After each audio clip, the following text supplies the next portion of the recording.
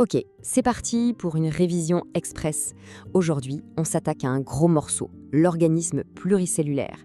L'idée, c'est de tout décortiquer pour que ce soit super clair à la fin. Accrochez-vous. Alors, on va direct au cœur du problème avec la grande question qui est derrière tout ce chapitre. Comment ça se fait que des milliards et des milliards de cellules, toutes spécialisées, arrivent à bosser ensemble pour faire fonctionner un être vivant, que ce soit une plante ou nous? Eh bien la réponse, en fait, elle est assez simple dans l'idée. C'est une question d'organisation, une sorte de hiérarchie où tout est spécialisé. Chaque pièce du puzzle, de la plus minuscule à la plus grande, a un rôle hyper précis. C'est vraiment ça l'idée à garder en tête, notre fil rouge pour tout comprendre. Bon, voilà, notre programme pour les minutes qui viennent. D'abord, on va voir les piliers, les concepts qu'il faut absolument maîtriser. Ensuite, on verra comment tout ça s'emboîte, la carte mentale du chapitre. Après, un petit tour sur le vocabulaire essentiel. Et on finira par un petit crash test pour être sûr que tout est bien en place. Allez, en route. Ok, on attaque par le plus important, le cœur du réacteur. En gros, il y a 3 grandes idées qui tiennent tout le chapitre. Une fois qu'on a capté ça, le reste devient beaucoup plus simple. On va voir ça ensemble. Premier pilier, l'organisation en mode poupée russe. C'est vraiment l'image parfaite. Imaginez que la vie s'organise par niveau de complexité. Chaque niveau est un peu plus grand, un peu plus complexe, et il contient le niveau d'avant. C'est ce principe d'emboîtement. Et ce tableau, il illustre ça nickel. Regardez bien. On part des molécules, comme le collagène. Elles s'assemblent pour former des organites, qui eux-mêmes forment des cellules.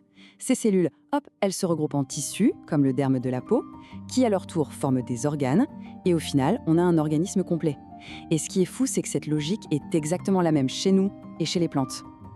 Ok, mais une question se pose. Comment ces cellules font pour rester collées les unes aux autres et former un tissu solide? Eh bien, c'est là qu'intervient la matrice extracellulaire. Pensez à ça comme une sorte de ciment, de supercolle que les cellules fabriquent elles-mêmes. Sans cette matrice, tout se déliterait. Pas de tissu, pas d'organes. Deuxième pilier, et là on touche à un truc qui ressemble à un vrai paradoxe, c'est assez bluffant. Pratiquement toutes les cellules de notre corps ont le même ADN, le même mode d'emploi génétique. Alors comment est-ce possible qu'une cellule de peau soit radicalement différente d'un neurone? C'est la grande question. La clé de l'énigme, la voilà. C'est l'expression génique. L'ADN, c'est une bibliothèque gigantesque avec des milliers de livres. Eh bien, chaque cellule va faire un choix. Elle ne va lire que quelques livres, très spécifiques, ceux qui sont utiles pour son job. Tous les autres livres, ils sont bien là, sur les étagères, mais elle ne les ouvre jamais. Ils sont silencieux, inactifs. Et regardez, ce tableau, c'est l'exemple parfait. Le globule rouge, son boulot, c'est de transporter l'oxygène. Donc il va allumer, activer à fond le gène de l'hémoglobine. Par contre, les gènes pour être un lymphocyte, il les ignore. Et le lymphocyte, lui, il fait exactement l'inverse. C'est ça la spécialisation. Même bibliothèque, mais des lectures différentes pour des métiers différents. Allez, on enchaîne avec le troisième et dernier pilier, l'énergie. Le carburant qui fait tout tourner. La question, c'est comment les organismes font pour fabriquer et utiliser cette énergie qui est vitale. Pour ça, il y a 2 grands processus à connaître sur le bout des doigts. Le premier, c'est la photosynthèse. Ça, c'est le super pouvoir des plantes. Ça se passe dans des petits organites, les chloroplastes. Ils utilisent l'énergie du soleil pour transformer des trucs tout simples, le CO2 de l'air et l'eau, en sucre. En gros, c'est comme ça que les plantes créent leur propre nourriture à partir de presque rien. Le deuxième processus, c'est la respiration cellulaire. Et attention, ça concerne quasiment tout le monde, nous les animaux, mais aussi les plantes. Ça se passe dans les mitochondries. Et là, c'est l'opération inverse. On prend le sucre, on le brûle avec de l'oxygène et ça libère de l'énergie que la cellule peut utiliser. C'est vraiment le moteur de nos cellules. Ce tableau, c'est le résumé parfait. On a d'un côté les chloroplastes des plantes qui fabriquent et stockent l'énergie, de l'autre les mitochondries, chez presque tout le monde, qui libèrent cette énergie. Et regardez bien, les produits de la photosynthèse sont les ingrédients de la respiration et vice-versa. C'est un cycle parfaitement bouclé, un bel équilibre à l'échelle de la planète. Bon, maintenant qu'on a nos 3 piliers bien en tête, l'organisation, la spécialisation et l'énergie, on va voir comment tout ça s'articule. Parce que, évidemment, ce ne sont pas des concepts qui flottent dans le vide, tout est connecté, tout forme un système super logique. Et voilà la chaîne logique, le grand schéma. Tout commence avec l'ADN, le plan de base. Grâce à l'expression génique, seuls certains gènes sont activés, ce qui mène à des cellules spécialisées. Ces cellules s'assemblent en tissus et en organes, bien tenus par la matrice extracellulaire, et à la fin, l'organisme tout entier peut fonctionner de manière coordonnée. C'est une cascade d'événements. Et ça, c'est vraiment le point crucial à retenir. Tout ce beau système ne tient que grâce à un équilibre super fragile.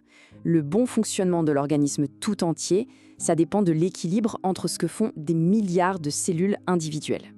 Prenons un exemple super parlant, l'ostéoporose. L'os, ce n'est pas un caillou, c'est vivant. Il est sans cesse détruit et reconstruit par deux types de cellules. Les ostéoclastes, qui grignotent l'os, et les ostéoblastes, qui le reconstruisent. Dans l'ostéoporose, l'équilibre est rompu. Les destructeurs deviennent plus actifs que les constructeurs. Résultat, le squelette se fragilise. On voit bien comment un petit déséquilibre cellulaire peut avoir des conséquences énormes. Ok, on a la vision globale, on a compris la logique. Maintenant, petit point sur le vocabulaire. C'est important de parler le même langage. Voici les 10 mots techniques qu'il faut absolument avoir dans sa poche pour ce chapitre. Allez, on les passe en revue très vite. Organisme pluricellulaire, un être fait de plein de cellules. Matrice extracellulaire, la colle entre les cellules. Expression génique, n'activer que certains gènes. Photosynthèse et respiration cellulaire, les deux grands processus pour l'énergie. Chloroplaste et mitochondrie, les usines où ça se passe. Stomate, les pores sur les feuilles des plantes. Et enfin, le duo pour l'os, ostéoblaste, le bâtisseur, et ostéoclaste, le démolisseur. Si un de ces mots sonne bizarre, c'est le moment de vérifier. Voilà, dernière ligne droite, c'est l'heure du crash test. On va se poser quelques questions un peu plus poussées, pas juste du par cœur, pour vérifier si on a bien saisi la logique profonde du chapitre. Première question. Ici, il s'agit d'expliquer comment le déséquilibre entre l'activité de ces deux types de cellules, ostéoblastes et ostéoclastes, peut rendre tout le squelette fragile. L'idée, c'est de bien montrer qu'on a compris le lien entre l'échelle microscopique, celle de la cellule, et l'échelle macroscopique, celle de l'organisme. Deuxième question, cette fois sur les plantes. Les stomates laissent entrer le CO2, indispensable pour la photosynthèse. Le problème, c'est qu'en s'ouvrant, ils laissent aussi l'eau s'échapper. Alors, en quoi est-ce un compromis vital et permanent pour une plante qui vit sur la terre ferme? Et on termine avec une question un peu plus ouverte, pour réfléchir. On a dit que chaque cellule ou presque contient tout le plan de construction du corps. Alors, qu'est-ce qui fait qu'on ne peut pas simplement dire à nos cellules de régénérer un bras à volonté? La réponse est cachée dans la complexité de l'expression génique. C'est un domaine de recherche absolument passionnant. Voilà, ce tour d'horizon est terminé. Bon courage pour les révisions.